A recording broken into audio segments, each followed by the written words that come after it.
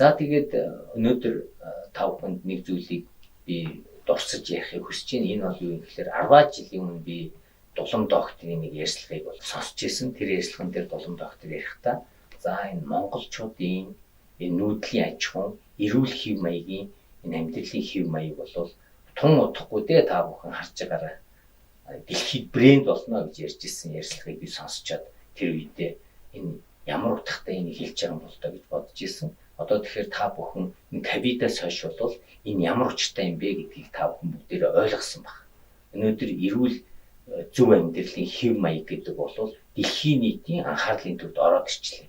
Тэгэхээр энэ эрүүл зөв амьдралын хэв маягт хамгийн төгс зогтсон амины орон сууц бол гэр юм а гэдгийг би өнөөдөр та бүхэнд танилцуулах гэж байна. За гэр маань орчин үеийн дэвшил технологиг ашиглаж шин шийдлийг олсноороо өнөөдөр нэгдүгээр хамгийн түрүүнд бол маш дулаахан болсон. Манай энэ төсөл дэх гэр сууц маань яагаад дулаахан болж байгаа юм бэ гэхээр хамгийн сүүлийн үеийн дулаалгын материалыг ашиглаж байгаа. Дулааныг алдахгүй 100% алдахгүй барилга болсноос гадна дээрэс нь энэ Монгол гэр маань нараар халж байгаа.